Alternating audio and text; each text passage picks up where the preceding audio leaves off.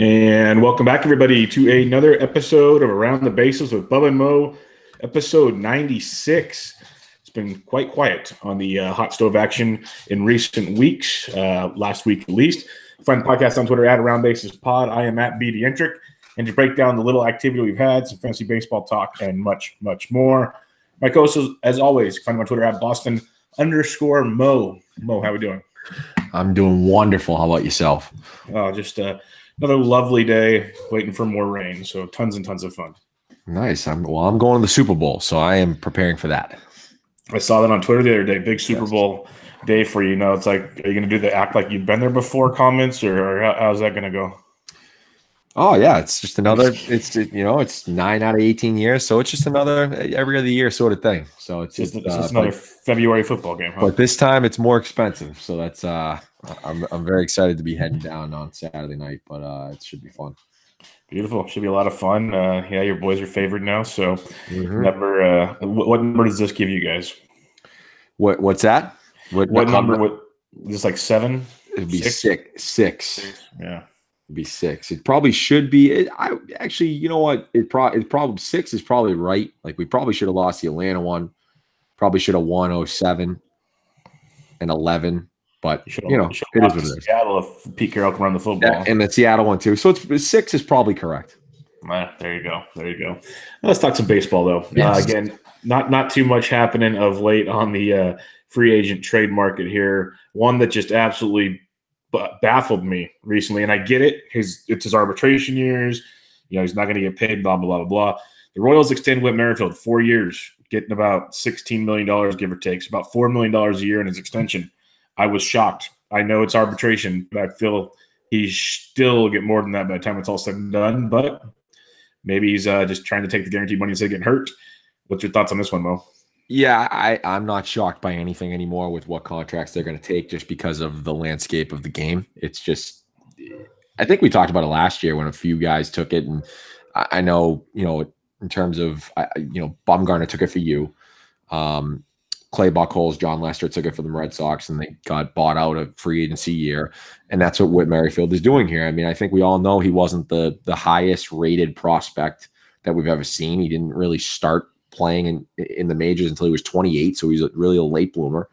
So I'm not surprised that he took the money. It could escalate all the way to 30 mil if he continues to play like he's supposed to play. It's a team option for his free agency year that they bought out. So it's not like he's losing too much, but at the same time, he's an older player. I think he probably wouldn't have taken this if he was 26 years old, but where he's 30, let's get the money in there now.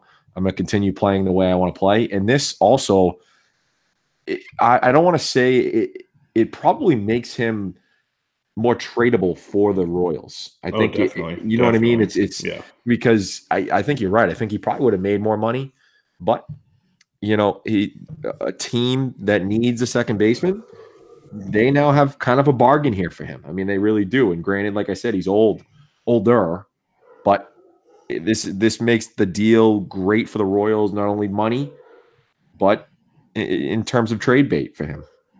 Yeah, it's super team friendly, that's for sure. Like he's doing the team friendly deal. Danny Duffy did that, got paid more than this, but he did the same thing, took a discount and extension. Right. Said he wanted to basically play the rest of his career in Kansas City. Whit is older, so maybe there is something to that for sure.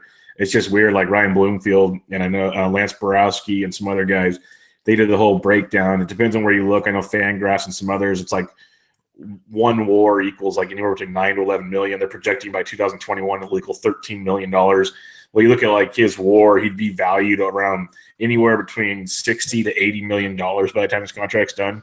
Like the amount of money that the Royals are saving, and that's all things considered. Saying he stays healthy, plays 4 years. That's a lot of what ifs. I get it, but the part where I didn't get it was even if it goes to arbitration, maybe he only gets like $2.5 million this year, and you're gambling on yourself. Not everybody wants to do that.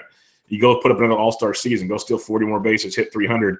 You're probably going to make $8 or $9 million next year. By the time it's all said and done, he's going to make a pretty penny on this deal. But it's good. He gets his money. I get it. I respect it. It is what it is. It just seems like I really wonder, does the players union look at this and go, okay, this is hurting our leverage when we're trying to negotiate bigger contracts? Or because you got to imagine the players union sitting there in his ear going, please do not sign this deal. Yeah, you're probably right. And the funny thing about it is when he gets to his basically free agency year, even though there's a team option, it goes down to like 2.75. So it like decreases from the 675 to 275. Obviously, there's awards and plate appearances, which outside of him getting hurt, he will get there. But I'm not sure. I think with a guy like him, I don't think he's being discouraged by it just because he's, like I said, he's such a late bloomer. I mean, if he was younger, I'd agree with you, but you want to get paid, you want it to be guaranteed, and we all know arbitration is not guaranteed, and we've also seen all the non-tenders for the Jonathan Scopes of the world and the rest of the guys who had got non-tendered this year, and I don't think we've ever seen that in baseball for, not superstars, but Jonathan Scope a couple of years ago was an MVP candidate. So I think that's why in this climate, they wouldn't discourage a deal like this for a guy like this. Yeah, no, and it's good for the Royals as they just continue to rebuild.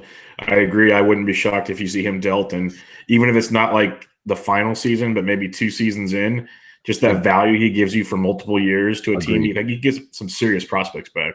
Yeah, agreed, 100%.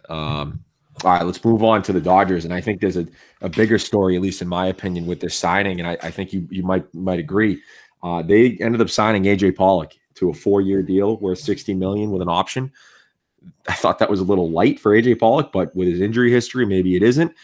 And they are firmly, and I think the bigger story is it's just another team that's out of the Bryce Harper sweepstakes, and wonder if that hurts not only the years that he's going to get, but his AAV. Thoughts on the signing, and then maybe the Bryce Harper bigger picture.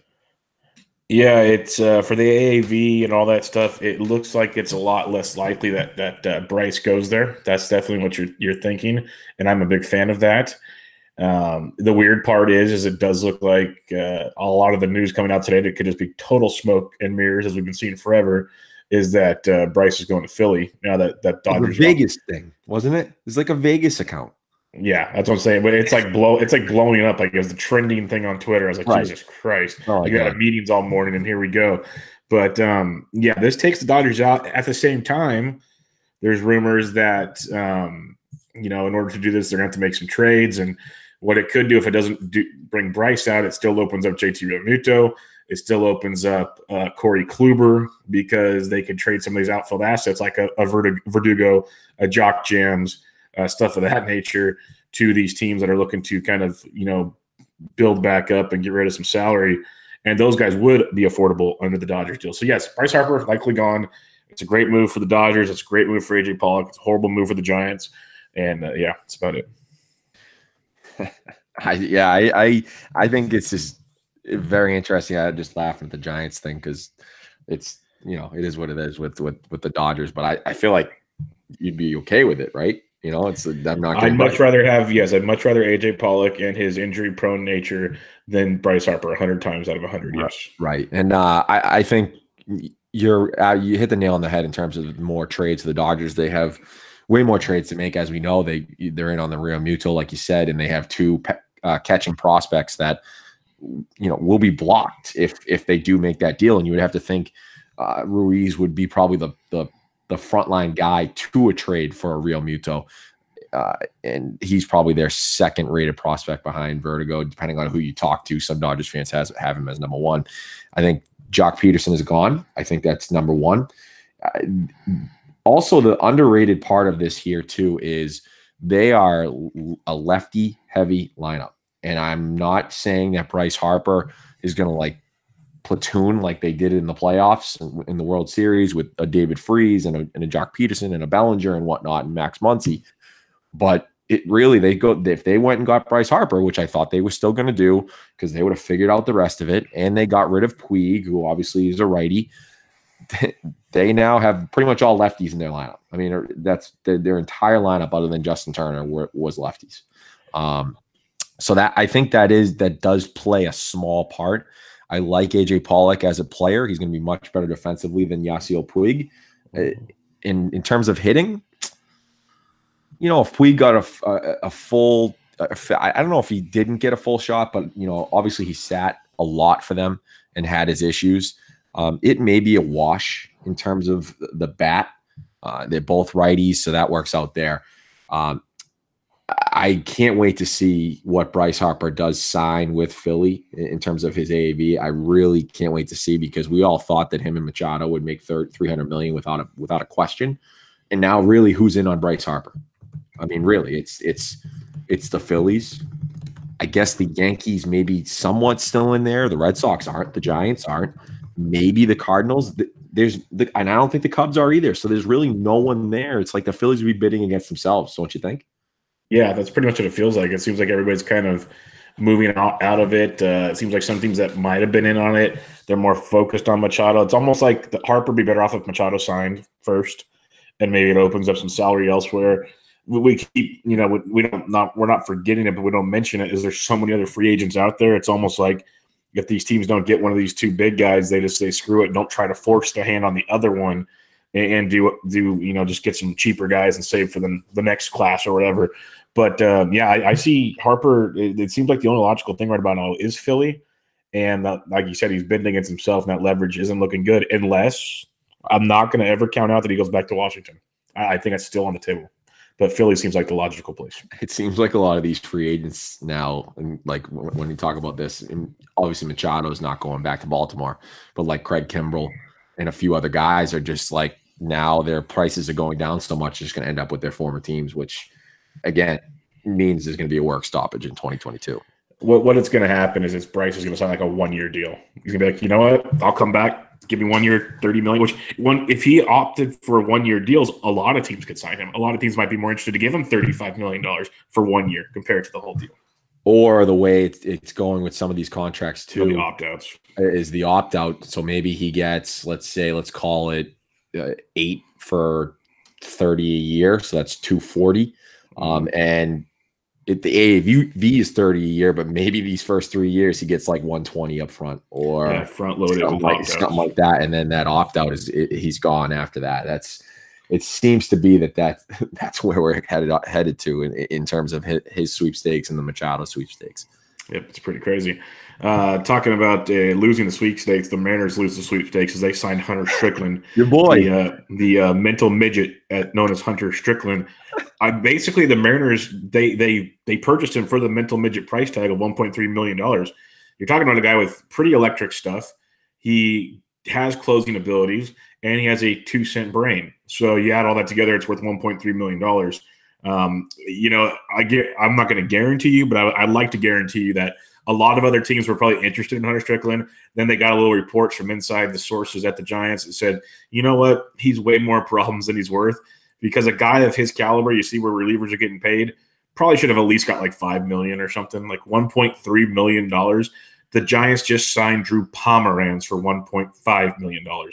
I'll rest my case. You got anything on this? He's the closer for the Mariners right now. That's the one thing. I think it's a $1.3 million closer. God damn, that's amazing. I really wanted to see Swarzak close, to be honest with you. I wanted him to get a shot close, and he still might, but like Roster Resource has Strickland as the closer now. Obviously, he was the closer when Melancon got hurt last year for the Giants, and he did okay. And the years before that, he was a decent closer, granted, probably not in the most high leverage situations. And when he did give up a high leverage home run or something like that, he decided to plunk Bryce Harper like 3 years later because he was still pissed, which again, mental midget. Like, what are we doing here? Like, why are we still worried about that? You don't want him to pip a home run, get him out. And a home run from like 3 years prior. That's what I did. Yeah, literally that's what I said. It's like he's still holding on to things that happened years ago. It doesn't make any sense. So in terms of a guy to take a shot on for $1.3 million, sure, right? And I haven't even looked at his ADP for NAFBC. I've got to think he's very far down there. It's got to be. I haven't even looked. I mean, I'm just kind of looking real quick. Like I see Swarzak right now at 488. And then I don't even see. Oh, that's Strickland right there, 593. So he's 593 around Craig Stammen, who in a holds league is good. Even Boxberger's ahead of him. Bud Norris, who I'm so scared that the Red Sox are going to sign and take a shot on. I just hope that doesn't happen. But so he's way, way, way down there. But come spring training, he could move up into the early 500s just because he might win the job. I mean, he just really. Well, he has to be, yeah. You know, If he's a closer, he's got to take him higher than that. Yeah, and then a closer for probably a 65-win team is probably not going to help you a lot. But in a league, if you can get him that late and you can get 10 saves from him, that might put you over the top in a roto league. For sure. Sure. What's your thoughts before we go to the next one? What's your thoughts on Pomeranz coming to the Bay? You've seen him more than I have. Look, his fastball is awful. The velocity's down. It is flat. And really, when he was effective the year before that, he could really locate that curveball. So the fastball was really effective because you were worried about that curveball being over the plate and kind of knees buckling and whatnot. He just couldn't do that last year. He had trouble locating that curve. And because of that, his fastball became extremely hittable, especially when it's 2 miles an hour lower. I think he was down to like 89 miles an hour or something like that. But for the Giants, and as a fifth guy, you just don't know. I mean, you really don't. It's nothing. It's not a bad move. I'm not holding my breath for you. I mean, maybe somehow he's able to throw together a 12-win season at 4.10 ERA. I think you would take that. That would be a home run for $1.5 million. And maybe the park also helps him a little bit too.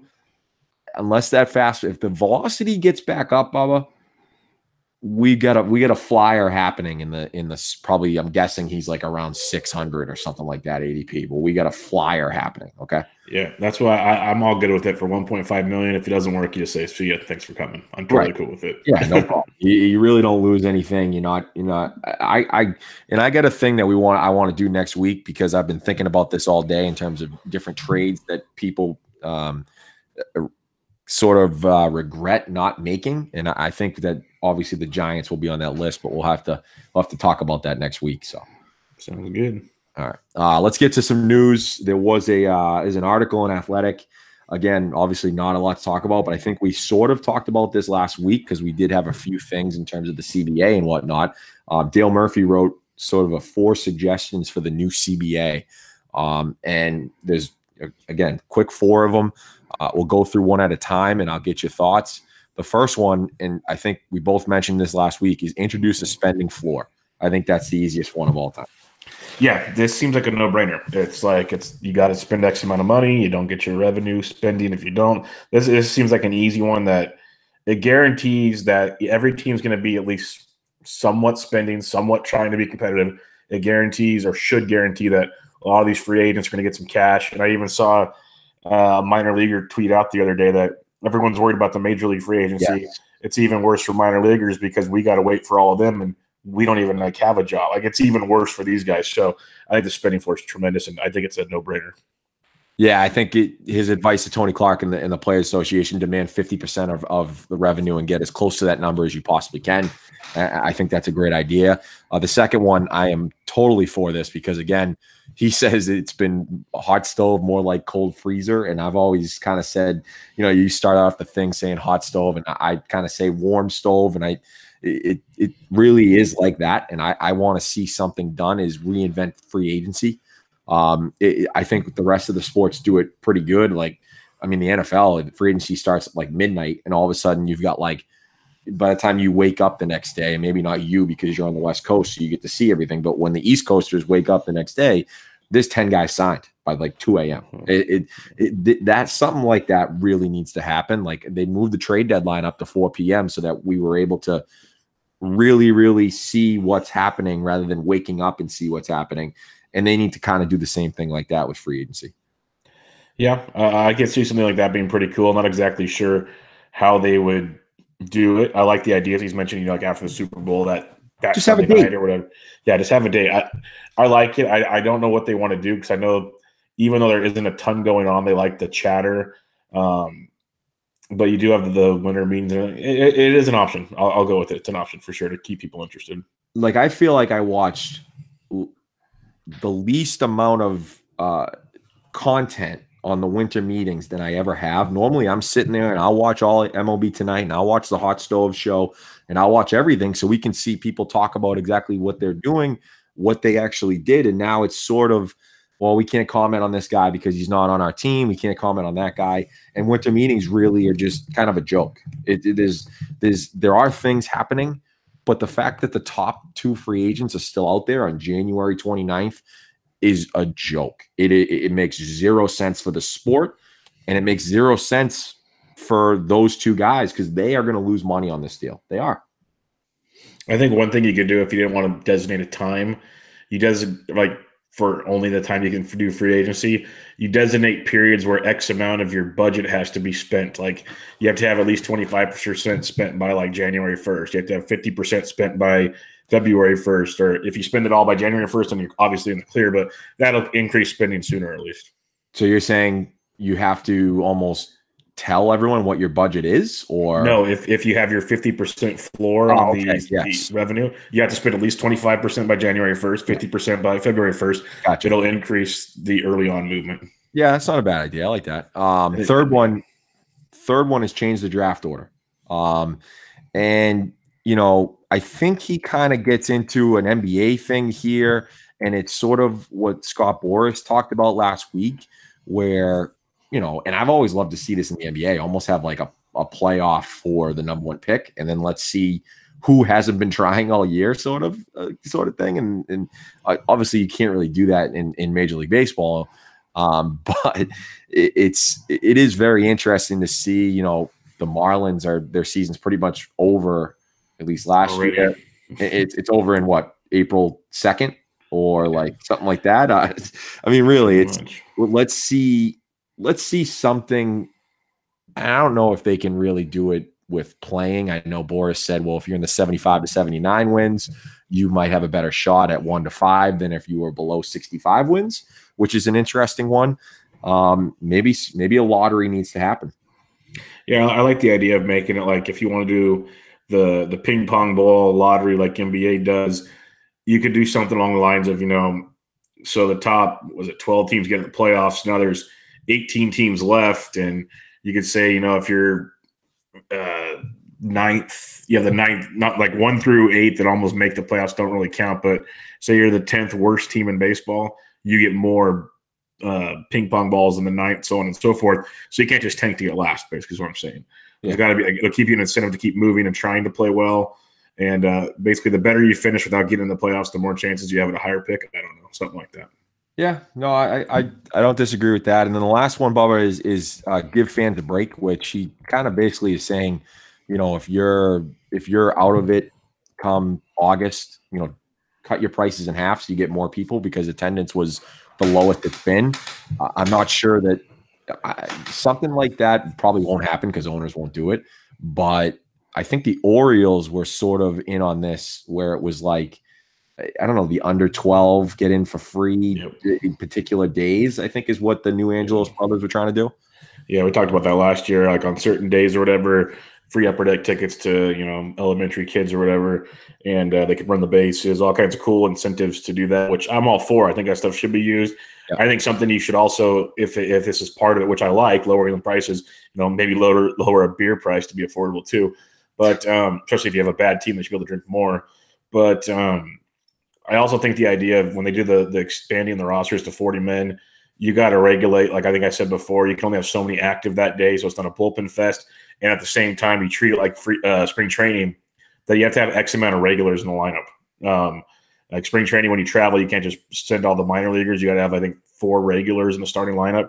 You got to have, like, there's some of those September games, Mo, where it's literally an entire AAA rosters out there. Like that, who wants to go? I know it's fun to watch baseball, but who wants to spend that much money to watch a AAA team get beat up by a Major League Baseball team? I agree. And the only thing about that is in terms of the minor leaguers is we always talk about, well, they need to be paid more, need to pay more. And that would help that, because some of those minor leaguers are really counting on those major league checks in September. Like that's like a huge thing for them. So you can still expand the roster, I'm saying, but each day you have to designate, like the NFL, you can only have so many active that day. Yeah. Okay. Yeah, I like that, because I would like to see them obviously fix the minor league pay.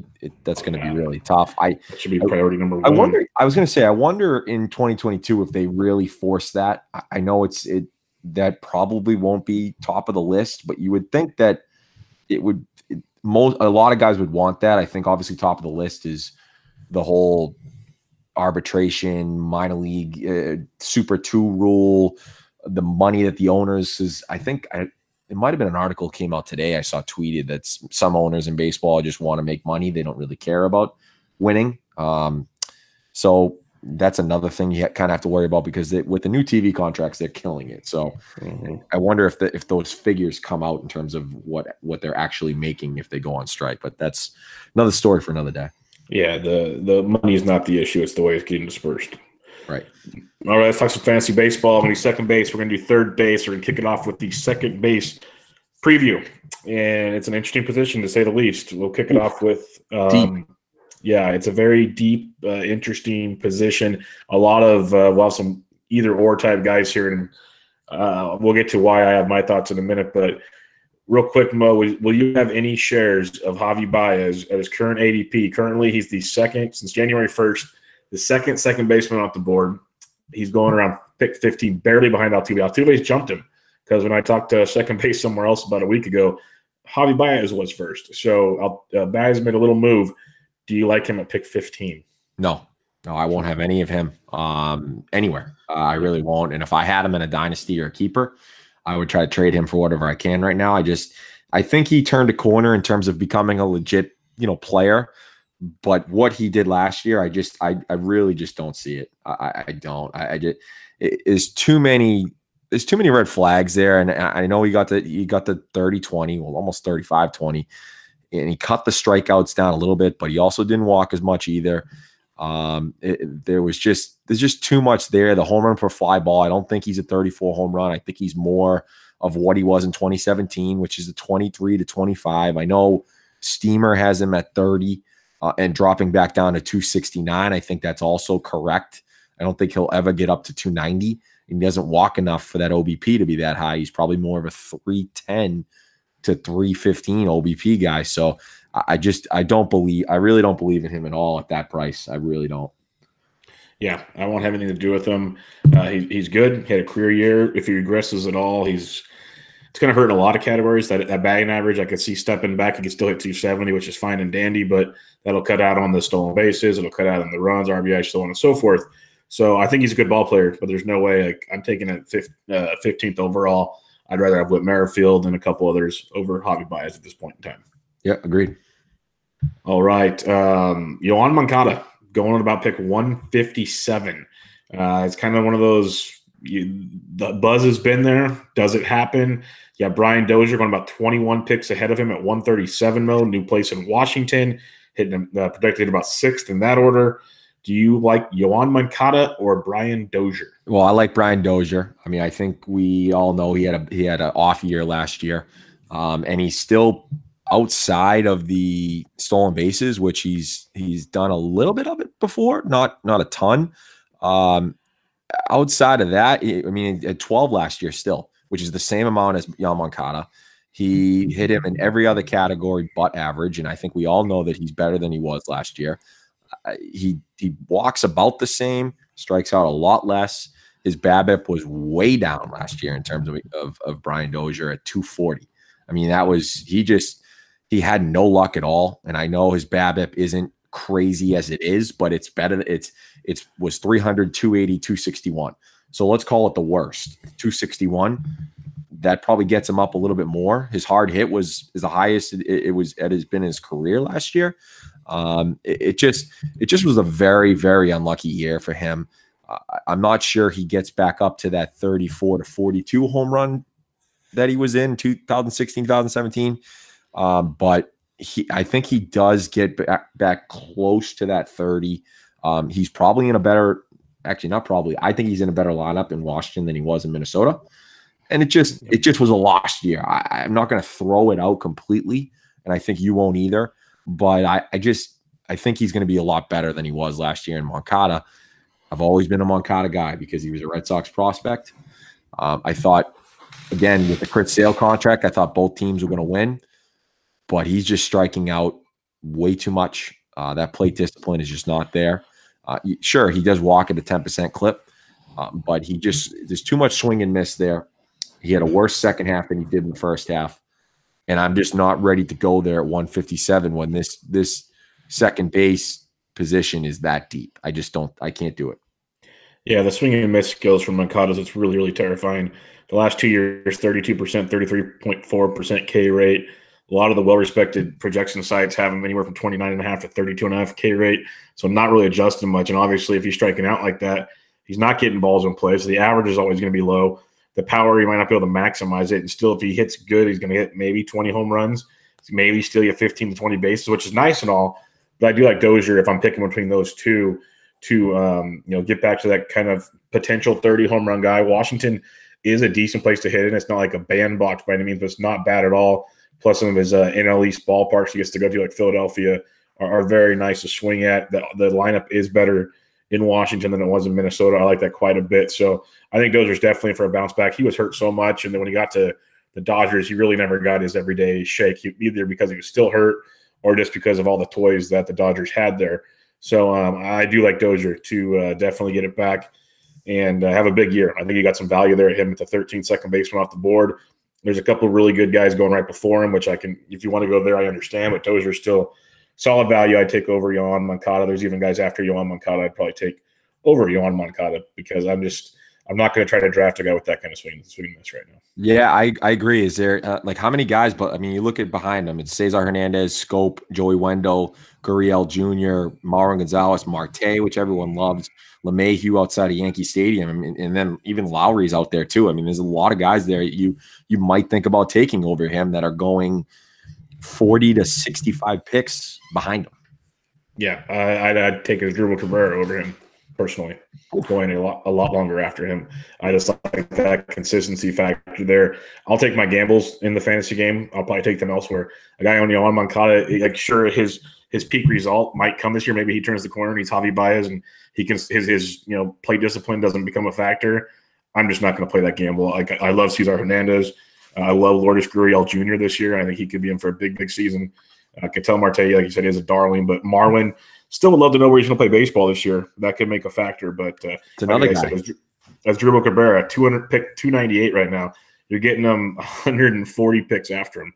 I'd rather wait. I know they're not the same player. If Yohan shows up, he's much better. But what you get from Asdrubal year after year, like it's like 14 or more homers for like 6 straight years, almost 260 or better every year. 60 runs, 60 RBIs or more every year. It's just I'll take that and write it down. Yeah, here. All right. Another couple that'll be easy for me to pick. But Gleyber Torres, he's going around pick 55 right now. Scooter Gennett going about pick 90. Since January 1st, Scooter's going about pick 107 right now in Draft Champions Leagues. That's the one that most guys are in at the moment. Gleyber's going about pick 61. Still quite the difference there of about 45 picks. Who do you got? Yeah, I got Gennett. I do. It's a contract year for him, and that doesn't make everyone better, but I mean, he kind of came out of nowhere a couple of years back, and he's been consistent. I don't want to go as far as to say that he's in a better ballpark than Yankee Stadium, but if he is, it's just slight, just because of you can hit a ball the other way in the summer in Yankee Stadium, and it's just going to be a pop up and go out. So he could Gleyber could sort of be lucky there in that sense. We both. The thing about Scooter Gennett too is he could end up somewhere else, by June, depending on where the Reds are. And we know they're trying to compete, which is great for baseball. And Scott Boras is probably happy with a team like that. We talked about last week, they're probably the 4th or 5th best team in that division, unfortunately. But he's been more consistent. He doesn't strike out as much as him. He's got the average that's there. I mean, he was 310 last year. He doesn't walk a ton, which is a little concerning a little bit. But I mean, the last 2 years, 27 and 97, 23 and 92 in terms of RBIs. He got that average up a little bit. And he got way better defensively, which not that we're talking about defensively here, but in terms of security, Gleyber isn't tremendous defensively. So I like Scooter Gennett more than Torres, and he's 40 picks cheaper. Yeah, Scooter's one of my favorites. Like I have no problem waiting him. That's why at the second base position, just overall, it's really interesting. It's like you go for Altuve or Whit, or it's like I like to wait. Johnny VR is a popular name to many. Yeah, I could see it, but I'll start with like Daniel Murphy on down. And Scooter Gennett's one I really like at pick 107. You mentioned contract year, Great American Ballpark, middle of a very good Reds order that just added Yasiel Puig. You got to imagine Joey Votto is going to, play even better this year. They're still in the JT Real Muto sweepstakes right now, like a legit chance there. I don't think he goes there, but they're pretty active and adamant on it.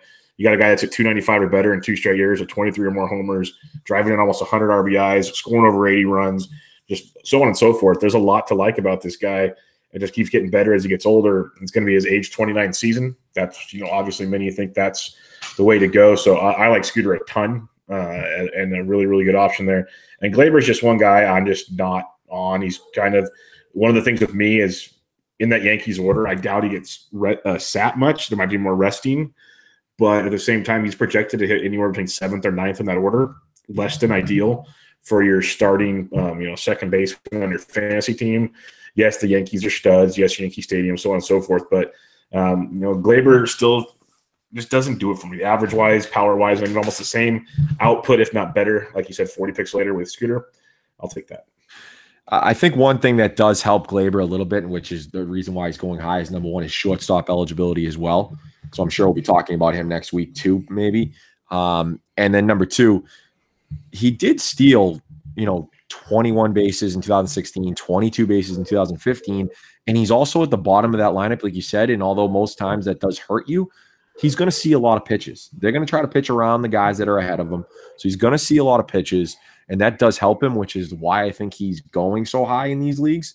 And he's just a fascinating guy. And the other thing is, we talk about a lot with different guys. I mean, they mentioned Yandy Diaz, his ground ball thing. He's got weightlifting extraordinaire, but it's like 65% ground balls.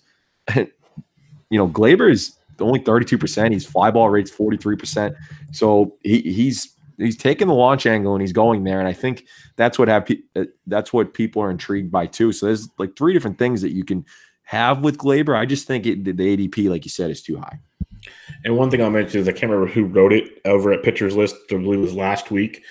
They break down exactly, and I believe Jeff Zimmerman at Fangraphs has done it also, exactly how many plate appearances you lose throughout a whole season based on where you hit in the order. And batting 7th compared to where Scooter's going to hit in the middle of the order is tremendous. We're looking at counting stats for a fantasy team. And for me, I can't do it. It's probably I haven't read that. I'll have to go look for that, but it's probably like 40 or 50, right? It might be more. The drop off is pretty significant after like the top 5, I think. Gotcha. It's interesting. So it opens your eyes to kind of that part of the aspect that doesn't get talked about a ton in analyzing players. Yeah, and we'll have to see what their order is, especially with Didi out, because I think there's a possibility that we could see an Andujar, and especially like right now, roster resources, Brett Gardner leading off. So Andujar, Torres could be batting second if they decide to go that route, and I think that's something to watch out for. And that would change everything because, like when I played DFS last year a lot, the days where Torres, guys be sitting and Torres be batting 4th, he was almost an autoplay for me. Exactly. So when he's down at the bottom of the order, it's like, no, I'm good. Right. Before we get to the next one, because this will kind of lead into it, you can just do like a quick yes or no type thing here. The other youngster going right next to him is Ozzie Albies, 9 picks earlier. Would you rather have Ozzie or Torres if you had to take one of those two? Oh, I think I would take Ozzie just because of the steals. Okay, that leads us into our next one. We got Ozzie Albies going around pick 52 right now, and Rougned Odor.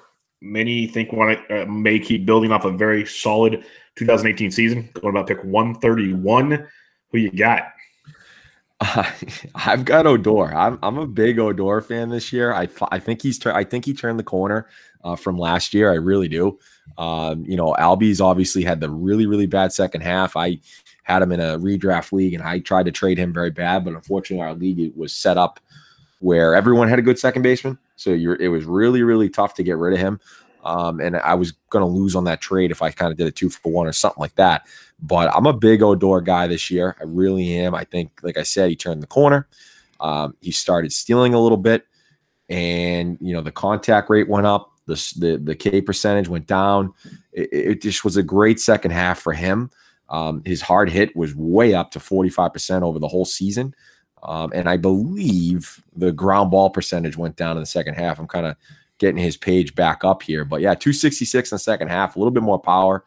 He did get caught stealing 12 times, so 12 for 24, which is not great. So he'll have to figure that out if they're going to continue to let him steal, but they're going to be a bad baseball team. So they might still give him the chance to steal bases. But yeah, his K percentage went down. Walk percentage went slightly up.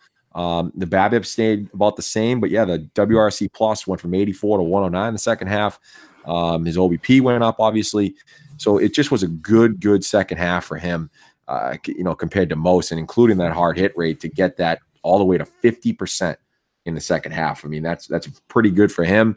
And I'm a big Odor guy this year. And I think I'm not hating on Albies, Bubba, but it's just the ADP just doesn't match up for me. I think it's going to be, I like Odor a lot.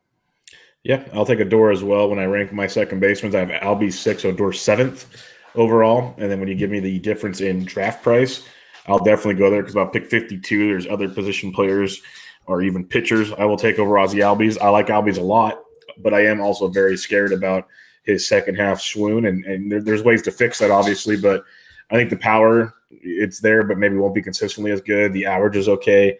I think he's more going to be like a 15-15 with some 20-20 upside type guy. Where Ruben Odor hitting in a great ballpark in Texas. And the thing with the Rangers that people forget, I mentioned it before, is their lineup's actually really good. Yeah. Like really good. It's the pitching staff that's horrendous. That's what's going to make them lose probably 90 baseball games. Right. It's not the offense at all. So he's going to be surrounded by a lot of pop in that lineup. And he could easily, before last season's 18 homers, he had a 30 to 33 home run season, and he kind of sacrificed a little average there.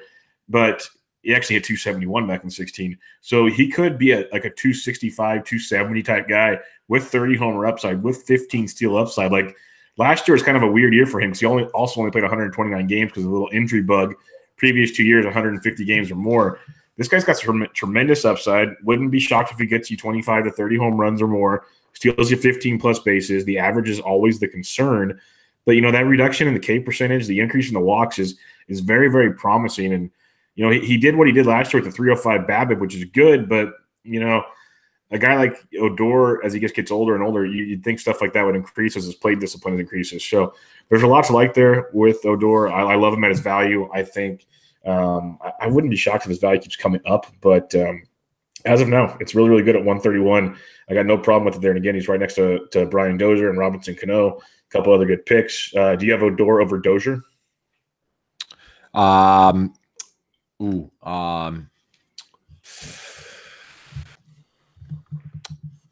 It's close. I think I'd probably lean Dozier for a bounce back. I would. I think obviously they're both a bounce back candidate, but I think it's 16 picks cheaper. I do think I'd go Dozier. Okay. I don't hate it either way. I'm good either way on that one. I think Dozier might have the better upside, but at the same time as Odor keeps getting older, we might not have seen his ceiling yet. So very, very interesting. Yeah, that's the tough part. I'll have to look into that further. But I think right now, gun to my head, I'd probably take Dozier to hopefully get back close to 30 home runs and get back to 15 steals. Because, he is getting older, so obviously he's going to run a little bit less. But I would take Dozier right now. All right, Ketel Marte, going about pick 212 right now. Second base shortstop eligible. There's rumors he's going to play center field this season, so he might gain more eligibility for you. Or the new Met, Jed Lowry. He's going about pick 280 overall. A lot of bodies there in New York. About a 70 pick difference, más o menos. Who do you got on this one? I'm taking Jed Lowry. I am. I know Marte will give us a few steals, probably between, 5 and 9, something like that. It's just because he only attempted last year. He only attempted 7 stolen bases. So, and that was on a better Diamondbacks team. I'm taking Lowry. I like Lowry a lot. I think he's going to be in a very, very good lineup in New York. Not that that's going to be better than what he had last year in Oakland, but I like him a lot. I do think it's interesting to see where they slot him in the lineup. Roster resource right now, I believe they have him second. Towards the top of the order, yeah. I thought they had him second. I'm kind of opening the page now, so I'll kind of ramble for a second. But yeah, they have him second the other day. Yeah, they have him second, right in front of Cano and Wilson Ramos and Conforto, with Brandon Nimmo in front of him. I like Lowry. I think he's. It seems like Marte the last 2 seasons has been touted by a lot of people in the industry, and yeah, he had a very, very good second half, and I like him. I just think at 50 picks. Is it 50 or 30? I think it's 50. 50 picks cheaper for Lowry compared to Marte. Yeah, 271 to 227. I just like him there. I think it's just so deep that you can get him that deep. And I would rather go and take an early third baseman or first baseman and wait on someone like Jed Lowry if the draft really works out that way.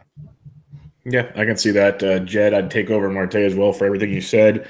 Personally, I'll probably won't have either just because Jed, the two concerning factors was the first half, second half splits last year.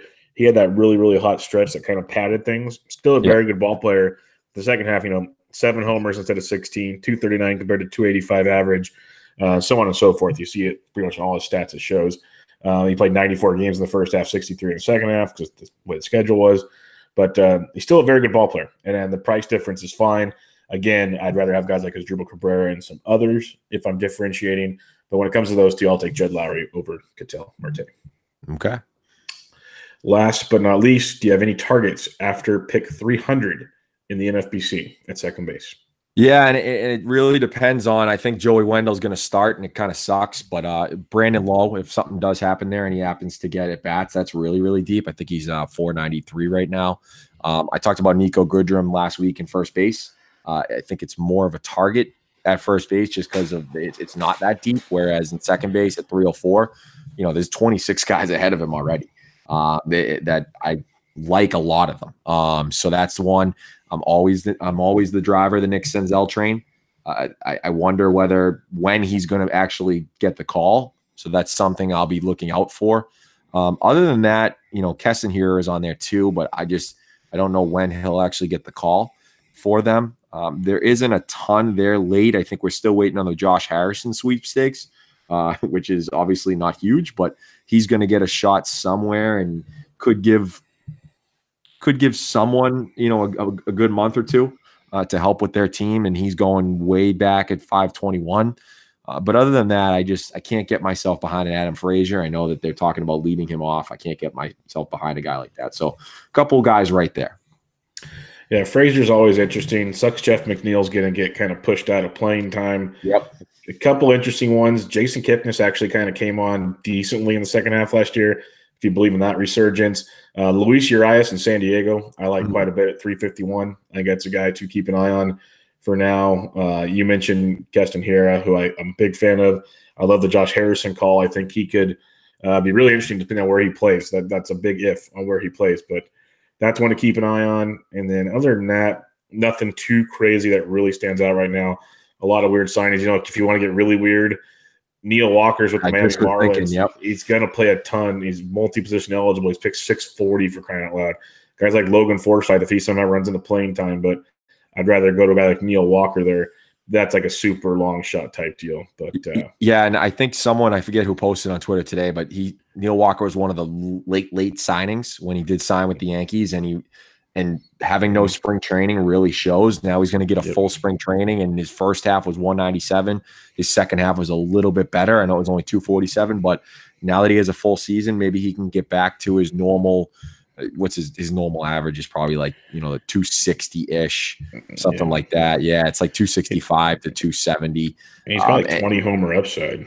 Exactly, yeah. Maybe he can get to something like that, and the Marlins will flip him. Now, ballpark isn't great, but he's going to get a full year finally, and not his spring training isn't going to be in April and May this year like it was last year. Yep, I agree.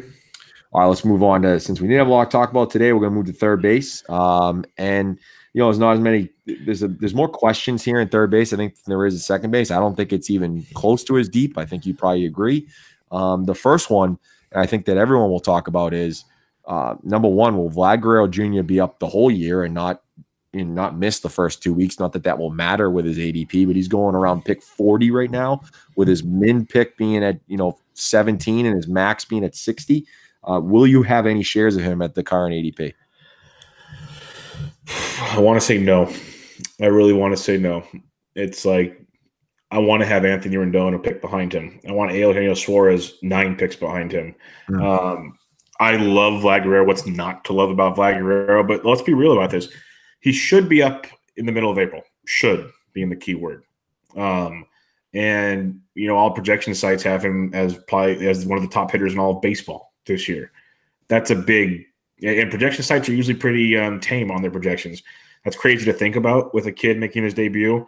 I love him. I probably will not have him. I'm probably going to regret it because you look at what Acuna did last year, but I'd rather have my Rendon and I'd rather have my Suarez. I probably will not have Vlad Guerrero at that price. Anyone else other than Rendon and Suarez behind him that you would take over him? Behind him, so we're talking Andujar, Carpenter, Shaw, Donaldson, Muncy, Turner. Like a Turner, a Matt Chapman. Yeah, and just because I know what I'm getting there. Like if you had to put Guerrero versus Donaldson, because Donaldson's got a lot of question marks with him as well, I'd probably go Vladdy. Just because like Donaldson's got the injury concerns where Vlad's just kind of wet behind the ears. There's a big difference there in productivity, in my opinion, but I just can't see myself going to Vlad at that price point, let alone the other positions that early in the draft, 15-team league, that's in third round, beginning fourth round type territory. Yeah, and I'm just looking to see his page to see what Steamer has for him. I got it right here. Yeah. They got him at 306. 23 homers, 78 runs, 81 RBIs. Before Daniel Murphy got signed with the Rockies, Steamer had Vladdy leading baseball and batting average. Huh. Okay. That's a pretty bold. And Steamer's like the most tame. Yeah, I was gonna say one out there. You think? Or you think him batting 306 is bold? I think the overall power, runs, RBI production on his first season is bold. A 13% K rate. I know he doesn't strike out a lot, but you got major league pitching. That's a big difference. Like, if he does it, I wouldn't be shocked because he is that good. But at the same time, I don't know. Like that overall stat line, you can get with a lot of other players at a lot of other points in time in the draft. Yeah, no, I agree, and he'll probably he'll probably bat 650 against the Orioles staff, let alone in 19 games. So that'll probably help. That does help a lot. It helps a ton. Valid point there. Too bad he doesn't get to face the Blue Jays staff too. Yeah, I know, right? All right, next one. And this is, in my opinion, why there's a lot of questions is just thoughts on Chris Bryant and Josh Donaldson coming back. Obviously, Chris Bryant, right now he's going around 35. Donaldson around 102. Donaldson on a one-year deal. Obviously, Bryant, still working towards his free agency and arbitration. And they both were hurt last year. So what do you think of them in terms of coming back to full strength? And then number two, where they're being taken now in terms of their ADP?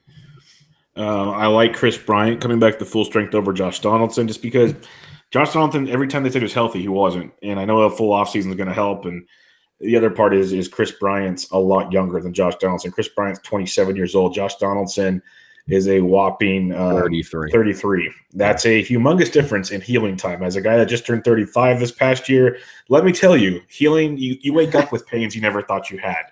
So it's a little different. I wish I was still 27 years old like Chris Bryant because I'm pretty sure he forgot what that injury was all about by now. I like his odds a lot more. We got to remember Chris Bryant was one of the industry darlings being taken on the first round, second round turn last year, and now you're getting him about pick 35. And even with all those injuries last year, he still put out 13 homers in 102 games. Say he plays 50 more games, he's getting closer to 20 homers with that injury. Still hit 272. I like the projection sites that have him pretty much all around 30 home runs or more. The average legit. All the counting stats are awesome. I like that a lot there with Chris Bryant and a very good lineup. And yes, Donaldson's in a great one as well. I'm really, really terrified of Donaldson and that injury because it's not like he can DH. If he can't throw the baseball, he's not taking Freddie Freeman's spot. Right. So that is like a tremendous concern to me. Where that's why I didn't know. I was shocked he signed in the National League. If he stays healthy, he's a stud, and someone's going to get a steal. I'm just not going to take that chance. Like when you're looking at Josh Donaldson, where he's going, like I said earlier, give me like a chance on Turner or Chapman a little farther back, like another 8 picks back or whatever. But when it comes to those two, I'll gamble on Chris Bryant before I gamble on Josh Donaldson. Yeah, unfortunately, there wasn't a lot of spots that had a third base position open for him that was willing to sign him in the AL because that kind of hurt him. Even though some team could have signed up a DH if they wanted to, like a Minnesota Twins could have thrown some money out there and decided that 1 year Donaldson would be okay. I was surprised too, but not in terms of the market. It was kind of tough for him at that time. but he did get a lot of money. So that was it is going to be interesting. I am going to be in on Donaldson because I will take a little bit of a chance. I'm not going to own him 100%. Bryant is an interesting one. With someone like Bryant, you just throw last year out completely. Yes, that's what I'll do. Just because when you look at his overall production, he's been a monster in all 3 previous seasons with the Cubs: 26, 39, 29 homers, 275 or better. Last 2 years, he had 292 and 295. Like that injury was pretty severe. Okay. All right, let's go to the next one. First off, there's questions on a lot of players in the top 15. I mean, you really, outside of Jose Ramirez, Arenado, Bregman, there's questions on Baez. I mean, there is still questions on Bryant, Vlad, Rendon and Suarez, maybe not as much. And then same thing goes with Andujar, Carpenter, Travis Shaw, Donaldson, Max Muncy, Turner. You go down the line. I mean, there's really questions on everyone here, and it's just not even close to as deep as it is in second base. So in terms of let's put a maybe a hypothetical out here. You have in great fantasy baseball invitational, not to give up your whole draft strategy, but let's say you have pick 6 or 7. Because third base isn't deep, are you gonna go and maybe, I know he's only going pick 8 or 9, something like that, and maybe even higher? Would you go and just take an Arenado just because this really third base crop isn't as deep as a second base where you can get a Marte or an Odor at 130 or something like that? That could be a strategy on your part? It definitely could be. I like Arenado a ton. I've had him a lot of years in different, at least one way or another in some leagues. But even if just not talking my strategy, like solely, just look at overall ADPs. There's 10 third basemen going in the top 75. There's 8 almost going to the top 50. There's 14 or 15 going to the top 112. That's in the top 10 rounds in a 15-team league. Or more than that, like the top 8 rounds. That shows you just how people look at the position. That tells you a lot right there, because, like you said, it's not as deep as some of these other positions, but it does drop off in quality. I think some of these top guys, if they all perform, are MVP type candidates. Yes. Whereas second base doesn't have that. At the same time, like you said, second base has that depth, but like the second base depth maybe is more middle infield depth, where third base depth might just not be on your roster, if that makes sense. Another wrinkle too is if Manny Machado signs with everyone saying the favorite is the White Sox, and then maybe Padres is a mystery team, he could be a third baseman. So now we have Manny Machado in it as well. I would take Machado over Nolan Arenado. Yes. Interesting. Yeah, I'd say pretty much anywhere. I'd take Machado over Arenado. I have Machado as my second-ranked shortstop. I didn't put him in my third base rankings, but I have him just behind Lindor at shortstop. I'd have him right behind Jose at third base. Okay. All right. Yeah, very interesting. I think it's a ton of questions in terms of at bats. I mean, obviously Carpenter had the crazy thing. I think if you told me Turner was going to be healthy the whole season, I'd have him in 100% of my leagues probably. I really would be at his current ADP. I mean, he really is a monster. I mean, he's gonna be your average, your OBP, everything will be there, and he'll get to probably 25 homers, probably close to 100 RBIs. He would be a stud if we knew he was going to be healthy for a full season, and that probably just won't be the case. Yeah, and we're all told that you shouldn't be projecting injury. Yes. But, we're all human when we realize that certain guys just are injury prone. Like, there's no way to not project stuff like that. And you got a guy like Justin Turner, like you said, he's probably, like, outside of, I'm not going to say just Jose Ramirez, but outside like Jose Ramirez, probably one of the best pure hitters at the position. Just overall hitters, like Arenado's great with overall production. Just pure hitters, Justin Turner is a monster, like you said. And, even projection sites like the Bat has him for 149. Steamer projects him only play 135 games. So that tells you everything you just said. ATC by Cohen's really good, 130 games. So they're projecting this in there also. But it also comes back. I talked to somebody about starting pitchers about this. Is with the era we live in, with all these guys taking trips to the DL, would you take a 285 to 300 average with 20 plus homers, 80 plus runs and RBIs for 130 games instead of gambling on someone else? Yeah, you'd have to. And that's kind of the way I'm trying to approach drafts now. Instead of being hesitant on a guy like Turner, which I've never owned Turner, because every year I go in there going, okay, he's going to be hurt. Now I'm getting to the point, it's like thinking like Noah Syndergaard, Steven Strasburg, like 20 to 25 good starts from them is better than 30 starts from, say, a Dallas Keuchel. Like, you got to like start factoring those things in. And I think when you go to like positions like third base where it might not have the extreme depth, but when it comes to overall talent, you might have to kind of separate those two things, if that makes sense to whoever's listening. It's kind of where I'm starting to kind of tweak your philosophy on, or my philosophy on, how you view these guys, where you can't just kind of cross them off because they're injury prone. It does for sure. And also, I think that what comes with that is if you take more chances on guys like that, and yes, 25 starts of them probably better than a guy that gets to this full 32, 33 starts, you probably have to hit on a couple guys really late too, to give you something to help you out, to really, maximize those categories. I mean, I know in terms of Ks, you're going to get you're going to get more there from a Keuchel, for example, like you said, but you still need a few spot starts in there. And I know last year was weekly for Great Fantasy Baseball Invitational. I think it's going to be a little bit different this year, being on an FBC. But so I do think you need to hit on a couple guys late, which that's not saying much. You kind of always have to, no matter who you draft. So, like saying we just talked about Justin Turner. Would you rather gamble on Justin Turner or Josh Donaldson? Justin Turner. Okay, what about like a Justin Turner? And I know their picks far apart, but like Chris Bryant. Bryant.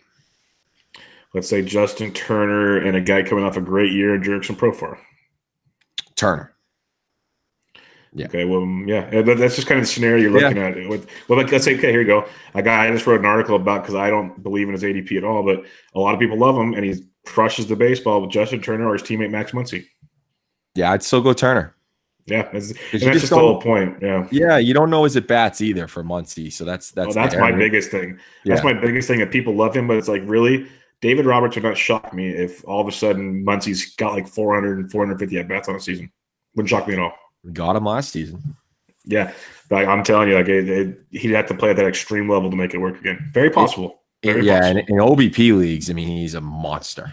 Yeah, in OBP leagues, that changes. Like, I don't do rankings based on that, but man, people that do, like, you got to. It's a whole. I did my first real OBP league last year, my first couple, and it changes everything. Well, like, it's almost a little bit. It's almost a little bit like ranking fantasy football PPR and non PPR. Yeah, it's crazy. And since it's so new, it's not on the forefront of brains as it used to. Like PPR, non PPR, you already know kind of what you're looking at. OBP is kind of fresh to so many that in the next few years it'll probably be common nature. But man, it's a game changer. Yeah, I completely agree. That's it. I mean, we just talked about all that in terms of the question marks on these guys, and third base is probably a position you might have to take a chance on if in terms of the injury risk. But let's end it with this: who you be targeting after 300 at third base, if anybody? One of my favorite ones, and I'm really shocked he's down here, is Heimer Candelario, Detroit Tigers. He's batting towards the top of that order. I think the pop is still coming. He's a really good pure hitter. I think he'll hit for an okay average. Potentially, he could be a good average hitter. I think that power is going to keep improving. I like Heimer quite a bit. A couple others you can take looks at, like guys like Zach Kozar, just because he's got everyday at bats and Anaheim. Just opened his page. Yep. Yeah, Colin Moran, if he's playing every day in Pittsburgh. And a guy like Tim Beckham just got traded to Seattle. He got shortstop, third base eligible. Depending where he's at in that order, pick 447 is not horrible. There's a couple guys down here, but those would be the main ones I look at for now. That Candelario at 346 really surprises me. Like, you have guys like Evan Longoria, Johan Camargo, who might not even be playing at all anymore, going ahead of him. Pretty surprising. And then Asdrubal Cabrera, I already mentioned him at second base. He's going up at 298, so he's pretty close. I love Asdrubal. Nothing I can't say bad about him.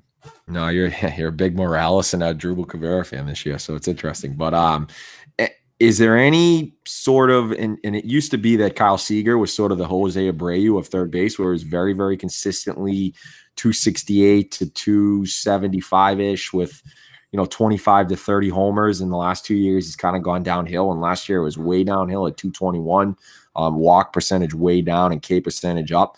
Do you think that could he come back to form at all? there's always that possibility. I get worried that the lineup, no Cano, no Cruz, things are going down a bit there. Yeah. I could see the appeal, but like where you're going there, I'd rather gamble on Miguel Sano 10 picks earlier on that upside coming back.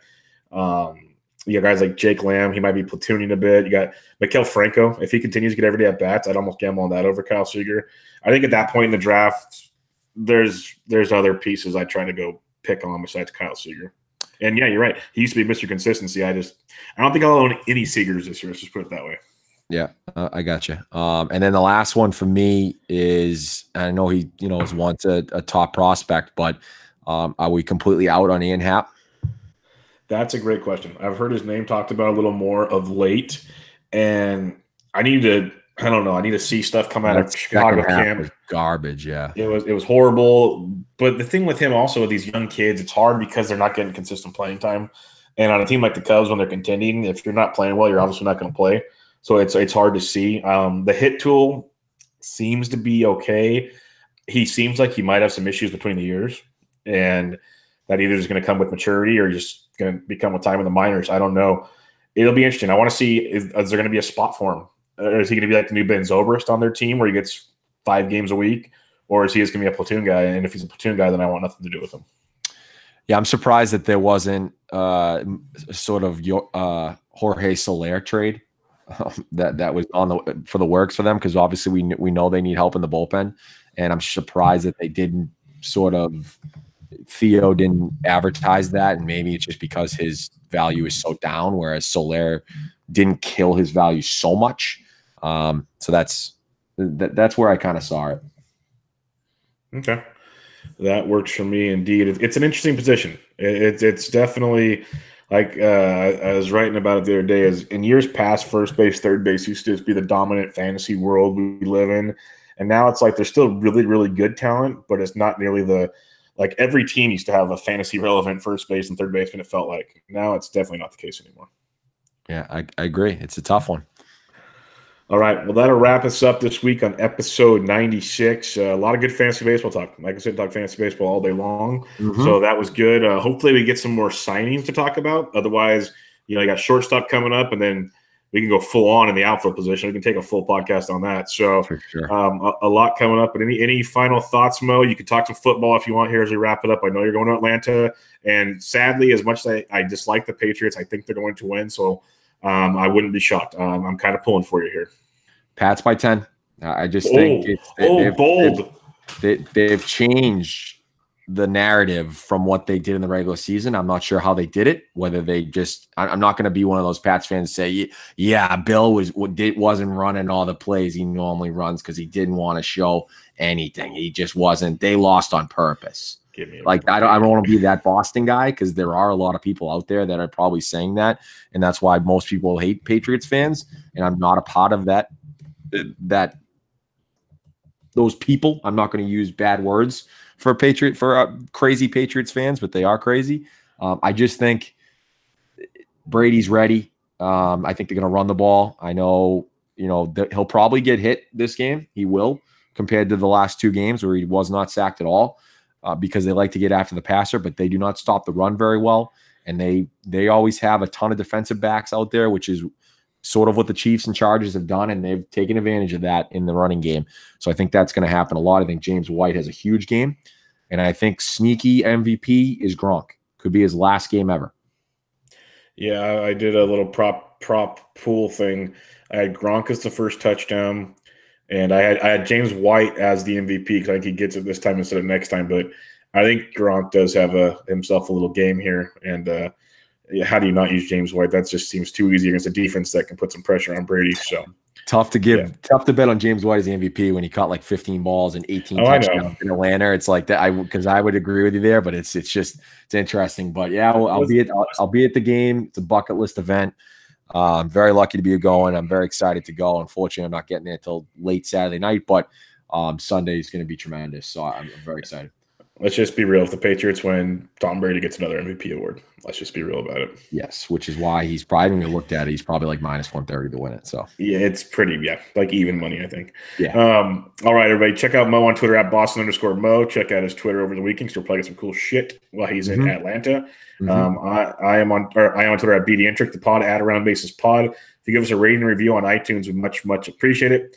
But this was Around the Base with Bubba and Mo, episode 96. Catch you guys later. See you.